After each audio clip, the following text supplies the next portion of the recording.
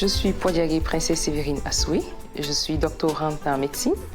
J'ai un master en cours en coopération internationale et aide humanitaire. Et je suis entrepreneur. Je suis responsable de la structure Assoué, une structure spécialisée dans le recyclage et la transformation des pneus usés, le vestimentaire, la création d'accessoires, le perlage, ainsi que les formations dans les métiers de l'art et du recyclage. Princesse est une jeune dame très engagée pour le développement socio-économique des femmes au Burkina, pour les causes nobles telles que l'écologie, la protection de la nature et également l'entrepreneuriat des jeunes.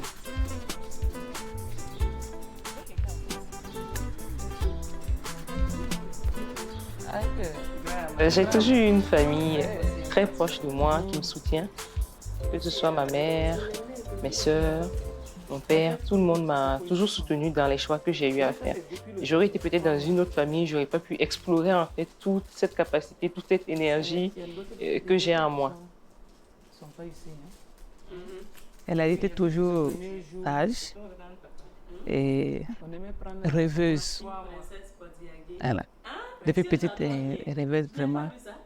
Je peux dire que quand les gens disent de toujours rêver grand, et elle a toujours rêvé grand et je pense qu'elle a pu aussi atteindre ses objectifs. Ça, c'était le concours Miss Burkina 2018. Non, 2019. Et je me rappelle le jour qu'elle me disait qu'elle peut aller s'inscrire pour Miss Burkina. Elle m'a posé la question, on était là. Elle me demande, maman, est-ce que ça va marcher? Je dis, oui. Qu'est-ce qui te manque? Tu as tout pour avoir Miss. Est-ce qu'il y a un enfant, il y a une fille qui est plus belle que toi au Burkina? J'ai toujours eu confiance à mes enfants. Et quand elle m'a demandé, elle m'a dit, est-ce que ça va marcher? Je dis, ça va marcher, il faut t'y mettre seulement. Et je sais que tu vas avoir. Et elle a eu. C'est un passage individuel. Et c'est la candidate numéro 1. La famille était là, mais quand elle est sortie, surtout pour le discours, dès qu'elle a commencé, les gens ne font qu'applaudir. Et là, j'étais quand même rassurée. Honorable membre du jury, si je suis élue Miss Burkina Faso ce soir, je m'engage solennellement à ne pas être une Miss des plateaux télé et des dîners galants, mais une véritable ambassadrice d'éco-citoyenneté qui prône pour le développement de l'environnement. Merci.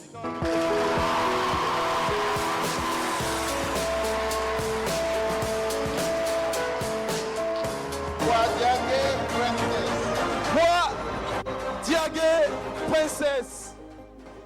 Je me suis toujours dit, tout ce que tu veux, tu peux l'avoir. Tout ce que tu veux faire, si tu le fais avec passion et tu es déterminé, tu finis toujours par l'avoir. Ça, c'était pour Miss Burkina, avec la grande couronne et le faïon.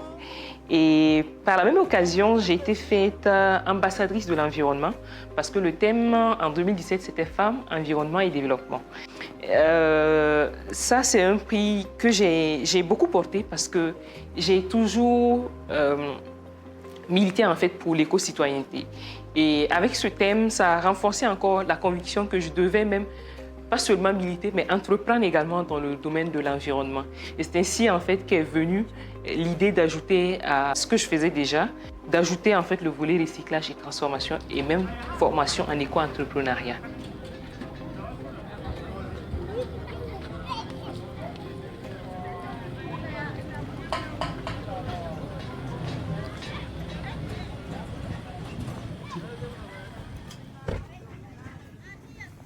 Ouagadougou est une ville en pleine croissance et une ville qui s'élargit chaque jour.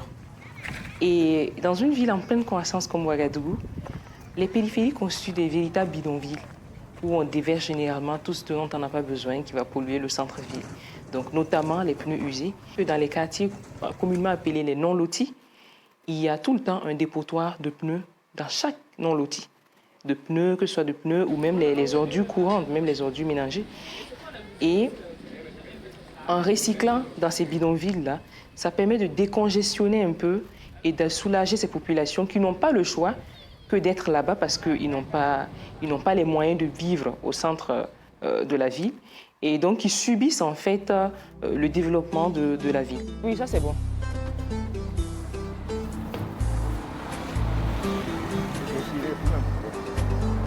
ça, faut mettre de côté. Non, non, attends, faut mettre de côté. Attention, il y a des araignées dessous. Nous sommes en train de faire la collecte des pneus. J'ai proposé de racheter en fait les vieux pneus qu'ils ne voulaient plus. Et avec les pneus, ça entretient les nids de moustiques. Donc là, ça désencombre vraiment les quartiers, ça désencombre les ruelles parce que tout le voisinage va en pâtir quand il y a des pneus usés et qu'il y a de l'eau à l'intérieur. Pour le plastique, il y a beaucoup d'entreprises qui se lancent dedans, mais pour les pneus, que ce soit les particuliers, souvent même certains les changent et gardent ça à la maison, ils ne savent pas quoi en faire. Vous voyez, par exemple, les gros pneus où il y a le fer dedans, là, comme ce que vous avez mis en bas, c'est ça qu'on utilise pour faire ça. L'échelle. On fait les habits aussi. Donc on fait tapisserie, on fait menuiserie, on fait un peu de soudure aussi. Et puis ça dure. Parce que normalement, si on doit faire une chaise comme ça, on doit mettre beaucoup de bois. Donc au lieu de contreplaquer qu'on va mettre, au lieu du bois qu'on va mettre les planches là, c'est les pneus qu'on va utiliser.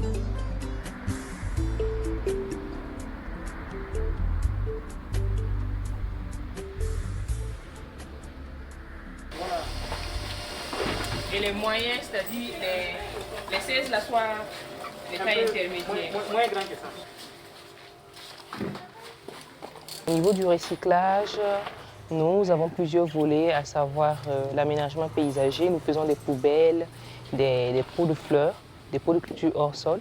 Et au niveau de l'ameublement, on fait des poufs, des chaises, des salons complets en pneus usés. Et nous sommes également dans la formation, notamment la formation dans le domaine du perlage, de la création d'accessoires, de la teinture, voilà, de la tapisserie écologique. Comme ça, là, je ne peux pas savoir combien qui le fait. Mais dedans, là, ici, il y a pas blanc. D'autres qui ont des blancs aussi. On rend un grand service à la société, que ce soit au niveau environnemental, au niveau sanitaire, au niveau économique. C'est une entreprise vraiment qui œuvre en fait pour l'assainissement, qui œuvre pour le service aux autres. Donc, raison pour laquelle on est parti sur la base d'une entreprise sociale et non parce que l'idée n'était pas vraiment de seulement faire de l'argent, mais d'avoir un impact environnemental, un impact social important.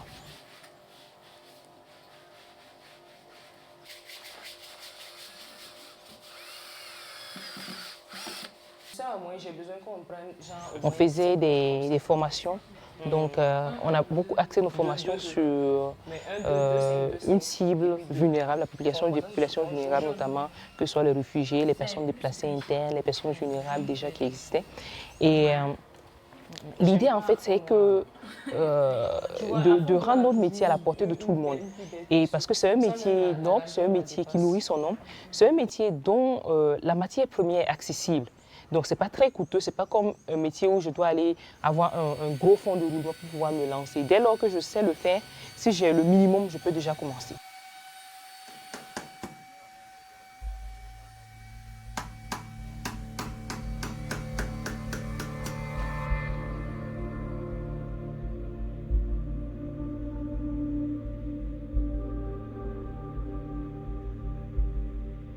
Depuis 2015, le Burkina Faso traverse une crise sécuritaire qui a connu une forte croissance dans les années 2018, 2019 jusqu'à 2021 et jusqu'à présent. Donc avec cette crise sécuritaire qui a entraîné un fort déplacement de personnes déplacées internes, dont majoritairement des femmes. Bien souvent, elles ont perdu leurs époux ou leurs époux sont portés disparus. Et quand elles se retrouvent dans des villes, des grandes villes comme Kaya, Fada, c'est assez difficile de continuer à vivre de ces petites activités qu'elles faisaient, l'agriculture, l'élevage, il n'y a même pas d'espace et bien souvent ils ont perdu tout le bétail. Donc il faut apprendre des métiers nouveaux à ces dames-là, des métiers rentables et des métiers rapides. Voilà, donc rapides à apprendre parce qu'elles n'ont pas tout le temps d'aller faire 1 année, 2 ans de formation, mais quelque chose de rapide, efficace, de rentable. Et c'est dans ce cadre-là qu'on a décidé en fait d'instaurer les formations au profit des personnes déplacées internes depuis 2021. Et à ce jour, nous avons formé près de 615 femmes et la majorité s'en sort pas mal.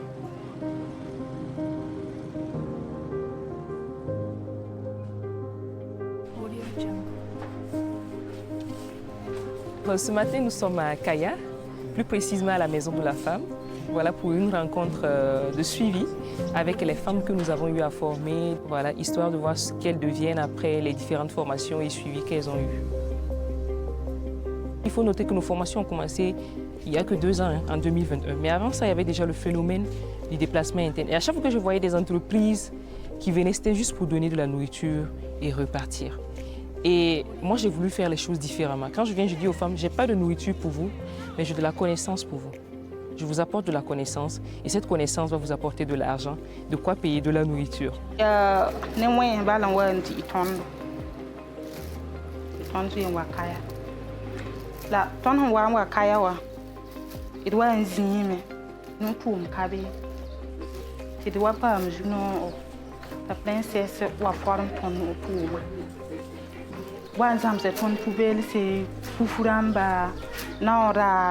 PPL and the one summer tondo. Even Saba, live was on ton pelsi.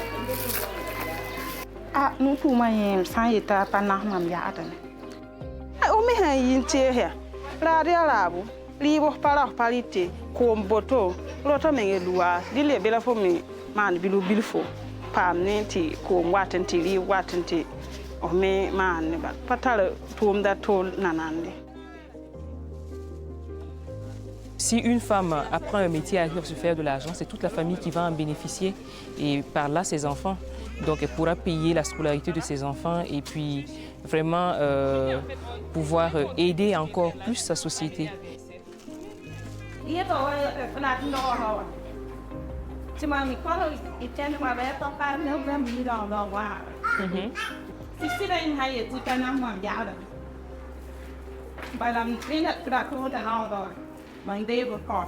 Ti ligre chere. Ah, tinha com cotondo. Ya me beyene. La dire fo pa ma fo mana bwini. Fo mana bwinti nkose apa ndiwa fo mana bwini. Bisham pa well. When you he's a man go one. Donc tu as investi. C'est à la tête pour une peine à Donc à partir du commerce initial, tu as pu développer d'autres choses. C'est bien, c'est une très bonne chose. Donc après ton on va checker à phone.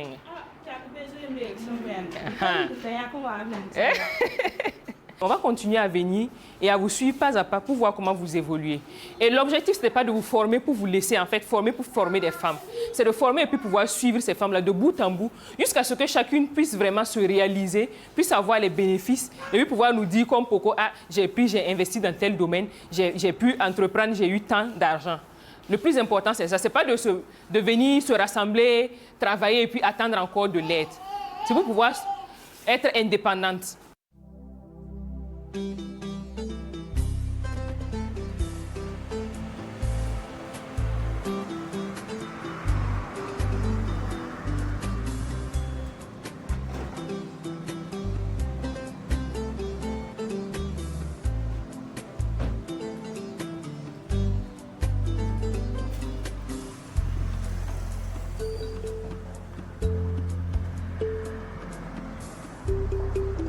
C'est ici que nous exposons toutes nos créations une fois les produits finis.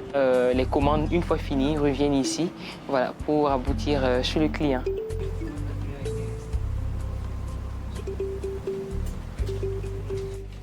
Alors pour moi, les jeunes burkinabés devraient prendre conscience en fait de leur rôle dans le développement économique, sociopolitique, écologique du Burkina Faso. Parce que nous, les jeunes, nous sommes l'avenir du Burkina. Et c'est nous qui devons construire ce pays à l'image de cette révolution, à l'image de ce père Thomas Sankara que nous clamons tant. Au-delà de brander l'esprit sankariste, ces jeunes devraient s'engager dans des entreprises sociales, dans des entreprises écologiques qui vont faire la promotion de ce que nous produisons et également consommer ensuite ce que nous produisons. L'entrepreneuriat est également une forme d'engagement. Je pense que chaque jeune devrait, pas forcément entreprendre, mais devrait s'impliquer réellement dans le développement socio-économique de son pays. Je rêve d'un Burkina où la paix est une réalité. Je rêve d'un Burkina où les jeunes ont conscience de leur impact et de leur capacité à construire cette paix tant recherchée. Bien souvent, on est dans une Afrique où on pense que le jeune n'a pas son mot à dire. C'est voilà, les personnes âgées qui doivent tout le temps être au devant. Mais cette tendance est en train de s'inverser et les jeunes prennent un peu conscience du rôle qu'ils ont pour cette société. Et donc, je pense qu'il est important pour les jeunes, parce qu'ils ne sont pas seulement l'avenir du Burkina, ils sont déjà le présent. Nous sommes le présent du Burkina et nous devons construire ce Burkina et le façonner à la perfection.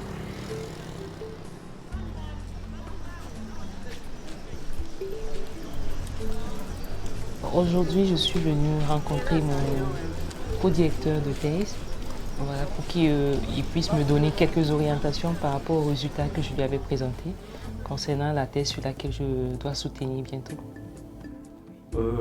Là, c'est en fait normalement pour évaluer le niveau de connaissance dans ce type d'études-là, il y a beaucoup de revues de la littérature qu'il faut faire pour voir globalement la maladie gastro-duodénale, l'ulcère gastro-duodénal, puisque c'est de ça qu'il s'agit ici.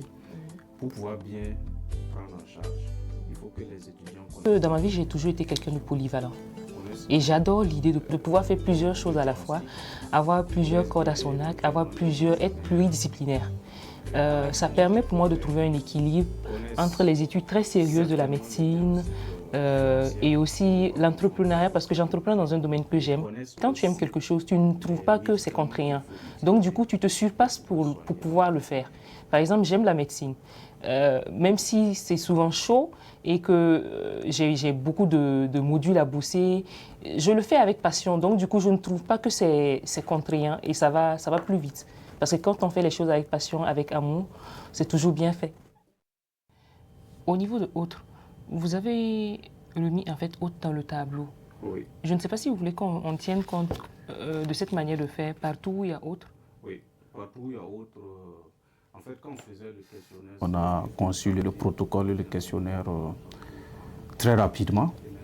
Et après les analyses, bon, voilà, on est dessus. On va espérer en tout cas achever d'ici la fin de ce mois pour lui permettre de soutenir. Très certainement qu'elle sera fière aussi de faire la médecine, de soigner les gens et de procurer surtout du sourire à des personnes qui en ont vraiment besoin. Je ne perçois pas ma vie, une vie où je me contente de vivre, de faire ce que j'ai à faire, de mener des études, un cursus classique comme tout le monde. Mais c'est quelque chose qui s'impose à moi. Il faut que je le fasse. Il faut que c'est comme si je devais prendre soin de tout ce qui m'entoure et de la meilleure des manières. Que ce soit en les soignant, en les apprenant un métier. Et c'est quelque chose qui s'est toujours imposé à moi depuis toute petite. Donc l'envie de toujours aider les autres, c'est plus que de l'engagement, c'est un sacerdoce. C'est comme si j'étais née pour ça, comme une mission. Donc pour moi, je le vis un peu voilà, comme une mission pour laquelle je suis là. Il faut que je la réalise.